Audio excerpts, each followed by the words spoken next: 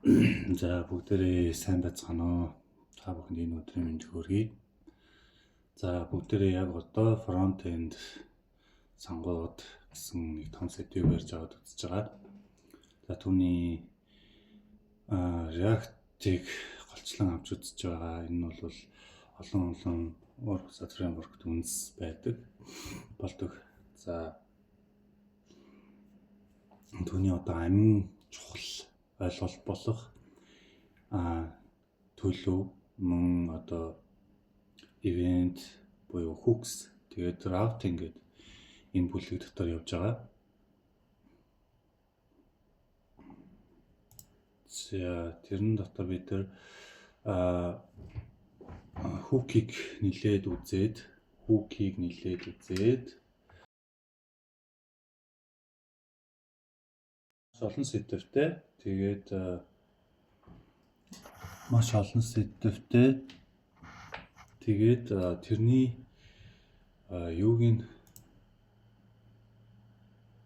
тэрний hook-ийг эффектүүдийг бол үзсэн байж байгаа. За одоо ингээд төслөө харах юм бол за бүгдээрээ ажиллуулад үзье.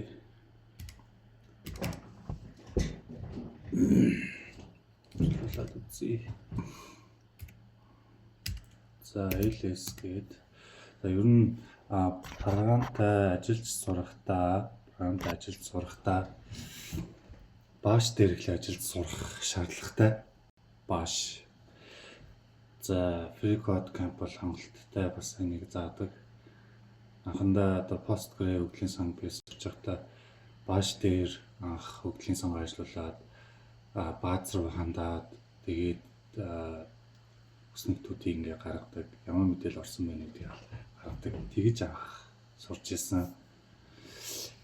За тэгээд командууд болохоор энэ PowerShell command line болохоор Windows дээр CMD гэдэг байдаг.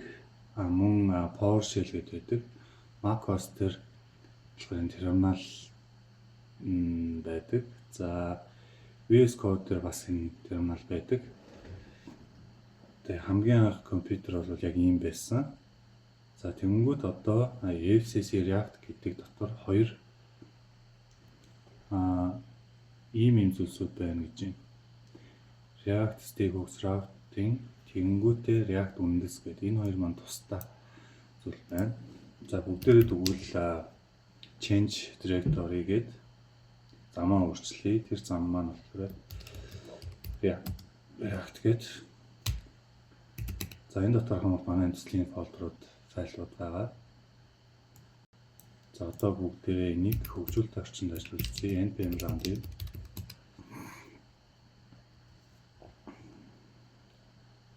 Хөгжүүлэлтийн орчинд ажиллуулж үзье.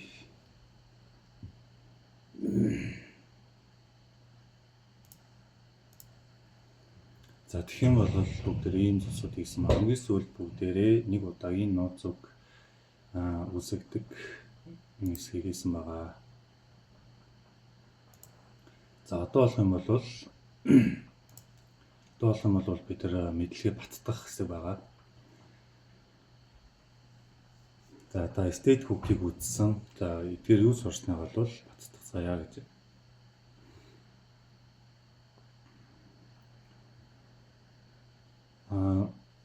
Төлөвүүдтэй ажиллах. Тэгээд өөрийн гэсэн hook-ийг бичих болон бусад зүйлсүүдэд сэргээж авч үзнэ гэж. За бүгдээрээ ингээд бүх үдсэн сэдвээр базъя. За React дээр eventтэй ажиллахдаа synthetic event системийг ашигладаг. Энэ нь React-ийн event-үүдийг удирдах бол арга барил юм аа.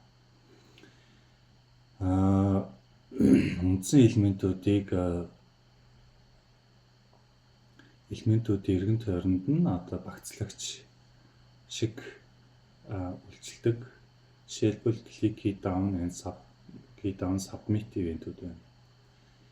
За евийн зохицуулагчид нь camel case ашигладаг нэр өгтөө. Жишээ нь on click, on submit гэдэг тэмээш бичдэг гэсэн. За энэ жишээ байна. On click гэсэн жишээ байна. Тухайн товчлуур дээр дарахад энэ товчлуур дарагдлаа гэд консолд хэвлэгнэ. За React-д event-ийг зохицуулагч функц нь хэвчлэн handle гэсэн өгтөрөөр эхэлдэг. Энэ нь event-үүдийг удирдах үйл явцыг бол хариуцдаг гэдгийг илтгэдэг. Handle click юм уу, handle submit гэж бичиж болдгоо. Хэрэглэгч ямар нэгэн ивентийг үйлчлэхийг үед React нь synthetic event object-ийг таны зохицуулагч руу дамжуулдаг. За эдгээр объектууд нь унган event object vanilla JavaScript-ийг унган event object шиг байдалтай байдаг. Type, target, current болон current target гэх мэтлэн шин чанаруудыг багтаасан байдаг. За өгдмөл зам үйлийг нь болиулахын тулд жишээлбэл браузер дахин ачааллагдах, submit дараа дахин ачааллагддаг. Form элемент дээр үүнийг нь бол prevent default гэсэн аргаар болиулдаг. Энд ивентийг авна, ивентийн өгдмөл дээр үйлдэлсэн зэрэглэнэ. За та мөн зохицуулагч функцийг сумын функц байдлаар бичих болно.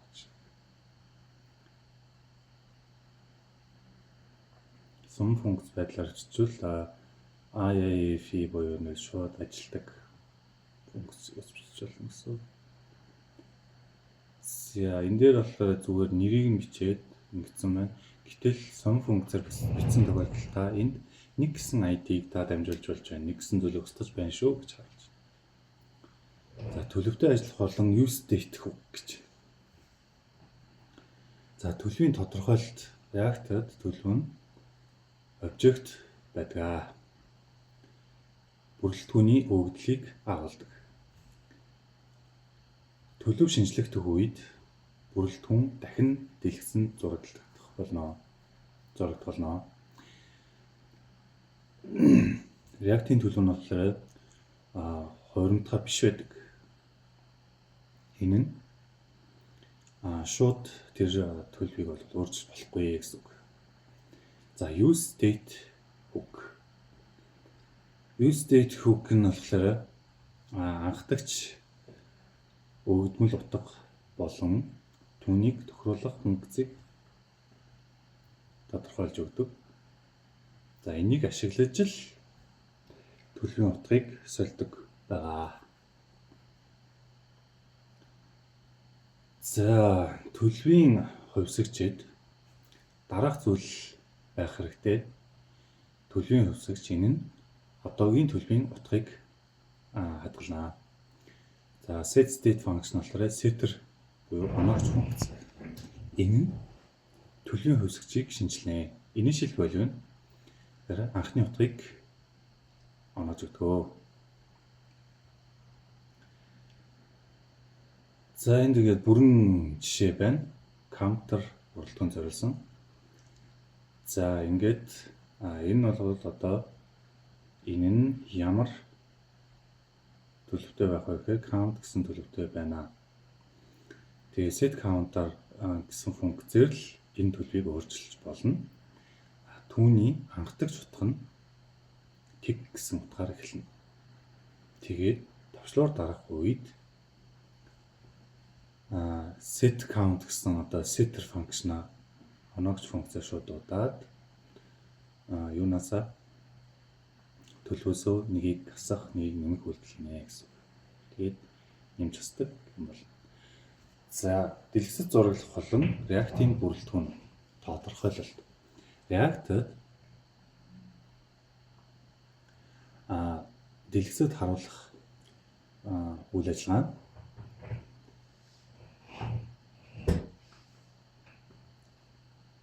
ихэвчлэн браузер хэрэглэгчийн харагдах хэсэгт бүрэлдэхүүн харагдсанаар харагдах үйл явц юм аа.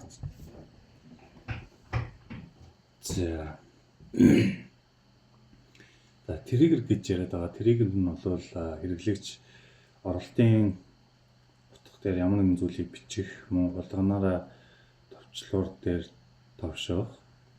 Тэгээ гараас товчлуур дарахыг бүгд бол нэг ивент гэсэн үг. За тэрийг барьж авч байгаа ойлголтыг триггер гэж байгаа. Зүгээр Vanilla JavaScript болох юм бол add event документийн add event listener ч гэдэг юм уу те. Магадгүй тэгжээж тэнд хийх зүйлсийг одоо event болох үед тэр event-д нь тохиолсон үйлдэлийг хийдэг байгаа. За триггерийн үе шатанд тохиолддог React-ийн нэг зүйл бол ямар нэгэн зүйл өөрчлөгдсөн нэг илрүүлэх мөн хэрэглэгчийн харагдц шинжлэх хэрэгтэй үед триггерийн триггер хийх боломж гардаг. За энэ өөрчлөлт нь төлөв юм уу шин чанарт шинжлэхдэх үед төгсдгөө гэж би ойлгож байна. За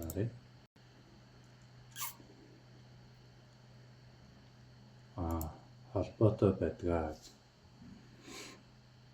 Тэгэхээр нэг төлөв шинжлэхдэх юм бол одоо тухайн зүйлийг дахин яг тухайн хэсэгт нь одоо single page application гэж байна. Тэгээ нэг HTML-ийг дуудаад тэр тодорхой нэг хэсгийг гаргана гэсэн үг. За нэг удаа л триггер тохиолдох юм бол React болохоор дүрслэх үе шат руугаа ордог, нэвтэрч ордог. За энд React дахин таны бүрэлдэхүүнийг тооцоолоод дэлгэцэнд юу гарахаа хэлбэржүүлдэг. За үүнийг React хийхдээ маш хөнгөн хулбарыг бодит элементүүдээс хулбарлаж аваад тэрэнд өөрчлөлт оруулаад дэлгэцэнд гаргадаг. Түүнийг бол хиймэл элементүүд гэж байгаа. Virtual DOM гэж байгаа. DOM нь document object model.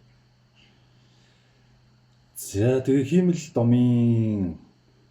DOM-ын тусламжлагаар React нь бол маш хурдан бүрэлдэхүүнд юу өөрчлөгдсөнийг бүрэлдэхүүнд юу өөрчлөх хэрэгтэйг мэддэг.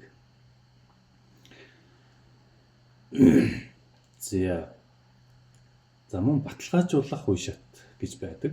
Баталгаажуулах үе шат нь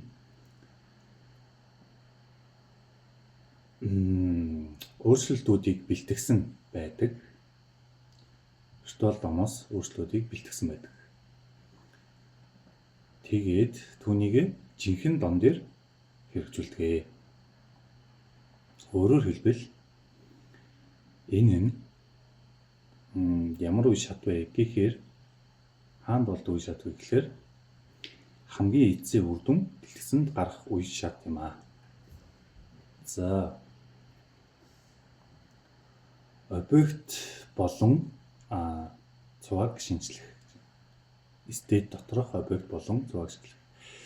За объект болон state-ийг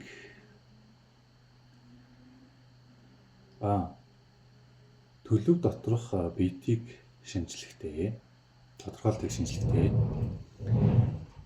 Төлөв доторх объект хэрвээ та төлөв доторх объектыг шинжлэх хэрэгтэй болвол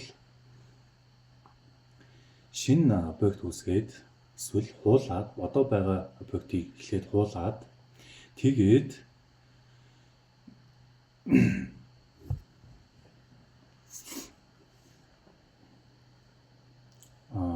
тэр шинэ объекттой төлөвүүдийг нь онооч өгнө. Ямар нэгэн объект нь төлөв рүү объектыг төлөв рүү тавихдаа read only зөвхөн унших боломжтой гэдгийг нь та шалгах хэрэгтэй. За энд нэг жишээ байна. Хэрэглэгчийн нэр, нас, хотыг оноож өгдөг жишээ байна. За өөрчлөлтийг удирдах функц нь шинжилтүүдийг удирдах хэрэглэгчийн мэдээлэл шинжилтүүдийг удирдахад ашигладаг. За ингээ хэрэглэгчийн хувийн хэргийг гаргадаг функц компонент бүрэлдэхүүн байх нь. Тэгээд анхдагч утга нь болохоор John Doe, нас нь 31, хот нь Лос Анжелес байх нэ. За ингээ тодорхойлоод өгсөн байна. За энэ тодорхойлсон байдлыг болохоор объект буюу bit гэдэг байгаа. За тэнгүүтээ handle change гэдэг. За энэ бол манай нэг event handler функц байна. За нэг event орж ирнэ.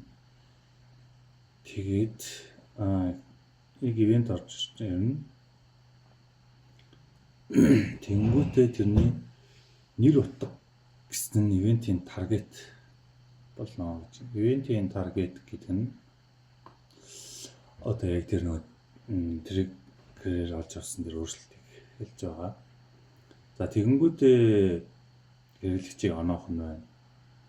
Preview user гэсэн одоо энэ callback функц явж байна. Тэгээд callback дотор өмнөх хэрэглэгчийн мэдээллийг авна буюу анхдагч мэдээллийг авна гэсэн үг. Тэгэнгүүтээ энэ объектыг задлах тархалтын үйлдэл хийсэн байна.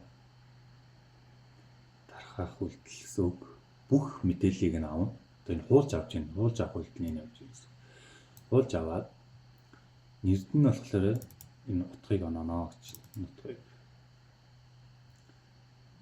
Нэр гэдэг маань энэ тэгээд энэ.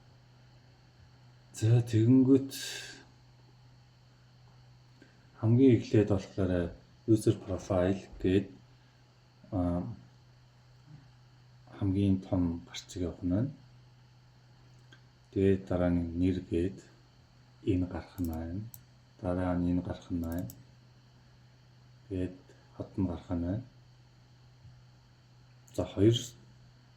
За дид гарцыг дээр удаа гарцыг дээр хэрэглэгчийн насыг шинжлэх гээд нэг оролт авах нь байна. За тэр оролт дээр user-ийн age утга нь user-ийн age одоо байгаа утга нь шууд тэр оролт дээр нь гарах нь байна. Тоо төрөлтэй оролт байна. За тэгээд тэрийг ингээд шууд одоо John Doe гэдгийг нь John Doe гээд John ч юм ингээд өөрчилчих юм бол шууд тэрний юмыг өөрчлөө хийчих нэ.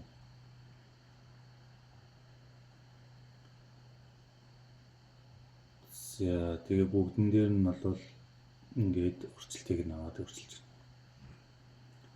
За төлөв доторх цувааг шинжлэх гэнэ.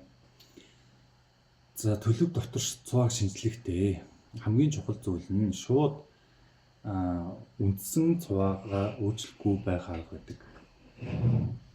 Програмчлалд ер нь хоёр тийм арга байдаг. Шууд байгаа текст, байгаа ямар нэг өгөгдлийн төрлийг шууд өөрчлөх, мөн түүнийг хулбарлаж авч өөрчлөх гэсэн хоёр ойлголт байдаг. Анхны юм одоо шууд ингэж шинэ өөрчилчих юм бол зарим алгоритмын бодлого дээр та хэрвээ одоо энэ зургийн нэртэй юм string array байвал тэрийг нэрийг хайж болоод энэ үг орсон үгүүдийг нь олоод буцаагаад тэр үгээ гаргах юм бол та одоо тухайн өөрийнхөө шинээр бий болгосон нэг юу зарлаад хувьсагч зарлаад нэг array-тэд хувьсагч зарлаад тэгээд тэрэн дотроо хийгээд явж итэл анхдагч та цуван доторх өгөгдлийг өөрчлөж хайчих юм бол та хоёр юмыг харьцуулах нь бүгдийн жижиг үсэгтэй болгосон байж болно. Тэгэх юм бол анхдагч онд орсон текстийг даасчих юм бол жижиг хэвээр гарна. Гэтэл яг анх өгөгдөл нь ямар байсан тэр байдлаар нь хэрэглэгчдэд энэ өгөгдүүд бол матч хийлээ. Орондоо бол таны бичсэн тексттэй адилхан байсан. Тэр хайлтын системийг ажиллуулахад бол хэрэгтэй гэсэн. Анх байсан тэр утгыг буцаах.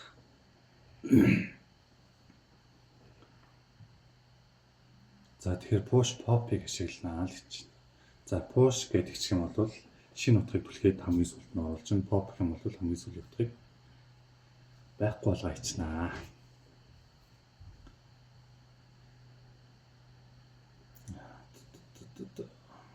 За төлөвийг шинжлэх үедээ шинэ утга үсгэх юм шүү гэж.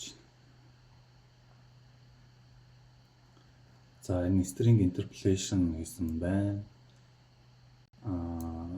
PHP бусад хэлнүүдэд байдаг. Ингээд текст явж байгаа тэрэн дотор хувьсагч дуудах боломжтой. Тэрийг болгоом бол ингээд доллар JavaScript-ээр доллар тавьж жаад хоёр уулзсан харилцаггүй ялан дотор ингээд хувьсагчаа дуудаж болдог. Энэ JavaScript өөрөө native байдлаар ажиллана гэсэн. За гэхдээ энэ модоо бас split operator ашигласан байна. За ингэхээр яг юу болох вэ гэхээр өмнөх утгыг энд хүлээж авна. Тэгээ энэ болохоор setter function байна. Тэгээ callback function дотор өмнөх утгыг хүлээж аваад тэр утгыг бүгднийг хуулж аваад тэгээд new item-ыг бол тавина гэж.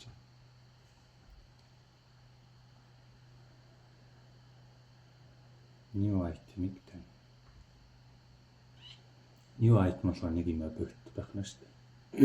ID name гэсэн түлхүүртэй. За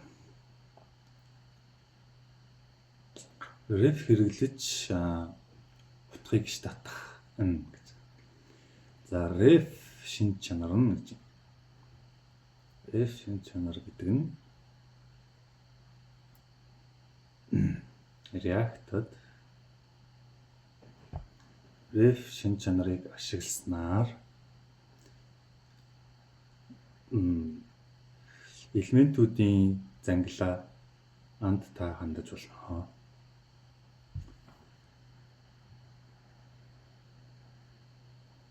HTML гишүүдийн тэр зангилаанд та хандаж болно. За энд нэг жишээ байна. Одоо input оролтын гишүүнд хэрхэн таны контроллерын анхаарлыг аваачих вэ гэжтэй.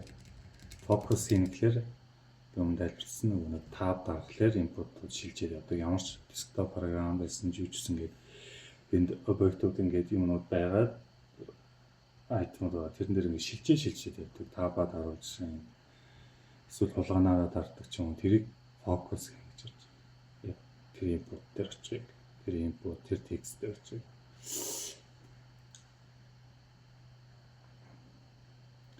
За current буюу одоогийн шинж чанар нь энэхүү ref-ийн одоогийн утгад хандгад хэрэглэгддэг. За focus гэд focus байна. За бүрэлдэхүүн байна. Тэгээд оролтын Стилэн useref. Тэгэхээр энэ useref нь бол бас нэг hook байгаа. За useref-ийг хэрэглэхдээ бол нэг state хэрэглээд авахгүй юм дээр хэрэглэнэ гэдэг өмнөх хичээлүүд дээр үзсэн. За хэрвээ input ref-ийн одоогийн утга нь гэвэл энэ одоо нулаас ялгаатай гэсэн. Нул хоосон бичиг зайд false-аас ялгаатай гэсэн. Хотол утгаас ялгаатай байх юм бол input-ыг одоо утга нь focus гэнэ гэж. За use effect-тэй ажиллах гэж байна. За энэ болохоор нэг хөндлөнгийн нөлөө гэдэг бас хажуугийн нөлөө. Тэгээд энэ хажуугийн нөлөө нь болохоор бүрэлдэхүүн дэлгэцэнд зураглахаас бусад үйл явцууд гэсэн жишээ нь тэр нь гаднаас өгөгдөл татгах, мөн хэрэглэгчийн локал storage дээр зарим нэг зүйлсийг хадгалах, одоо тэгснээр юу гэдгийг дахиад ачааллахад одоо юу гэдэг нь нэвтэрсэн бол нэвтэрсэн зэгээр нь ч магадгүй байлгад юм уу, тэгэл тийм зорилттой. Тэгээ use effect болохоор хэрэглэгчийн харагдах байдлыг шууд шинжлэхэд зориулагдаагүй. За нийслэг жишээ бол за миний саяны хэлсэн дэр энэ дээдлийн гарчгийг солих болох те вебсайтын гарчгийг солих болоход хэрэгэлдэг. Гэнэ яг хэрэглэгчийн одоо харж байгаа юм. Body document element дотор нэг дэлгэцэн орлогын юм өөрчлөх зорилготой. Тэрнээс бусад зүйлийг зохицуулахад зориулсан гэсэн. За тэгээ юунаас ямар төлөвс хамаарх юм бэ гэдгийг хоёр callback функц дотор буцааж дуудах функц дотор хоёр дахь аргументд нь заагаад өгчдөг. Тэгэхээр бодчихдөг. Тэгээ юу хийлгүүлмээр байгаа ингээд сайхан гоё албан дотор бичээд код блок их би дотор ингэ бичиж байгаа. Тэгээд энэ нь ямар төлөв өөрчлөгдөхөд энэ зүйлийг хийх юм бэ гэдгийг биччихнэ.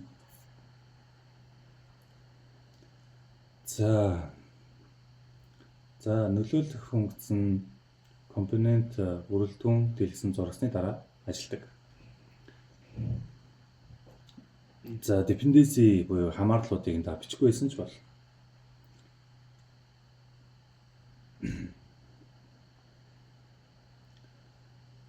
dependency дахин идэвхжих боломжтой утгуудын цуваа байж болно гэж юм. Тэрэнд нь болохоор төлөв, шин чанар, функц, хувьсагч гэх мэт хоосон цуваа тэгээ бүр хоосон бүхлээр нь хоосон орхисон ч болно. Omitted entirely гэхээр бүрэн юу ч хүчгүй бол. За энд use effect яаж ажиллах вэ гэсэн байна. За хэрвээ dependency-с хамаарлууд нь хоосон цуваа авах юм бол хоосон цуваа байх юм бол жишээлбэл дахин идэвхжих боломжтой утга нэгээс илүү дахин идэвхжих боломжтой утга мөн тэр нөлөөлөл нь хөндлөнгийн нөлөөлөл нь болохоор тэр өөрчлөгдөх үед ажиллах тийм зүйлсүүдийн dependencies дээр бичнэ гэж байна. Хэрвээ хамаарлууд нь хоосон цуваа байх юм бол use effect нь зөвхөн бүрэлдэхүүн хамгийн анх гарсны дараа нэг удаа л ажиллана. За хэрвээ dependency хамаарлуудаа юу ч хүчгүйгээр нэг аргументтэй юм шиг ингээд зөвхөн callback функц биччих юм бол бүрэлдэхүүн дэлгэсэнд харагдах эсвэл шинжлэх болгонд ажиллана. За өөрийн гэсэн хүүкийг хэрхэн бичдэг вэ? За өөрийн гэсэн функц нь захиалгад юуны танилаар гэх юм. Энэ захиалгад дэгээ гэдэг байна шүү дээ. Гогц гэх юм уу тийм. Гогц гэх юм уу? За тэр нь танд ямар боломжийг олгодог гэхээр бүрэлдэхүүнээс дахин ашиглах боломжтой логикийг задлах боломжийг өгдөг. Жишээ нь хөвгөл татж авах, төлөв өдөртөх, өмнө зүйлийг идэвхтэй идэхгүй болгох, солилцуулах, мөн хөндлөнгийн хажуугийн нөлөөллүүдийг удирдахад хэрэглэгддэг. Тэрэн жишээ нь та онлайн байна уугүй юу гэдэг ч юм уу тий. Онлайн байх юм бол тэр ногооноор харуулдаг. Чатууд дээр ялангуяа тэр нэрийг шалгаж болдог гинэ. Жишээ нь өөрөө юу биччихээд сокетыг жишээ нь шалгаж болно. Хэрэглэгч сокет хөгжүүлж кодн дээрээ сокетыг шалгана гэдэг код бичээд тэгээд тэр сокетонд нь болохоор тэр хүн нэвтэрсэн байна гэдэг мэдээлэл ирэх юм бол онлайн байлгаал гэдэг тийм тодорхой хугацааны давтамжтай сокет шийдэж болно гэсэн.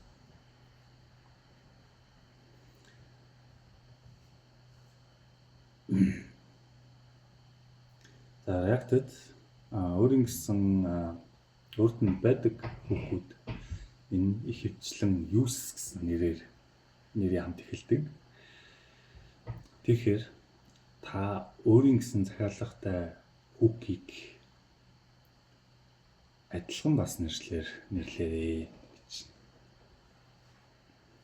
За use the bounce гэдэг хүүк үүсгэсэн байгаа жишээ байна. Энэ болохоор утга тэгээд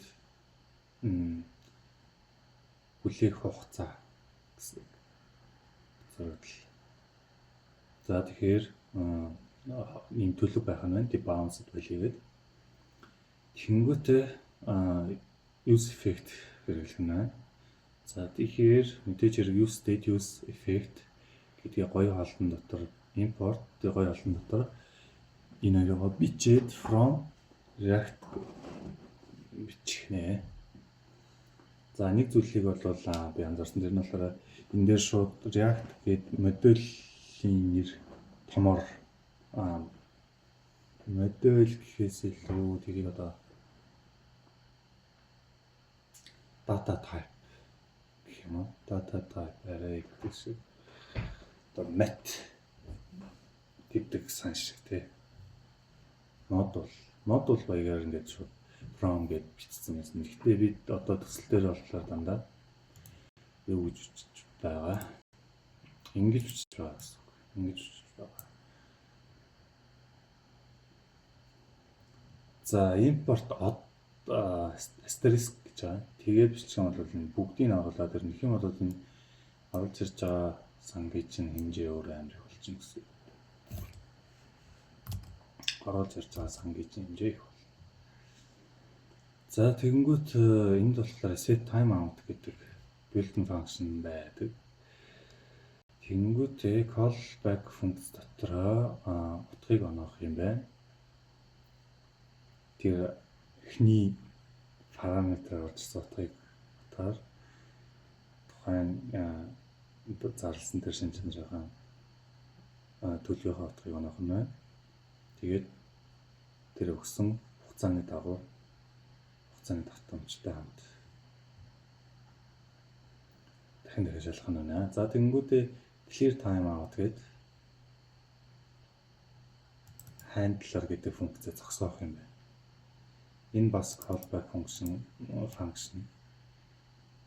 Тэгэхээр энийг биччихээд зөвхөн use effect дотор буцаах үедээ л энийг бичиж байгаа гэсэн. Тэгэхгүй бол infinite loop үүсэх боломжтой тэгжсэн.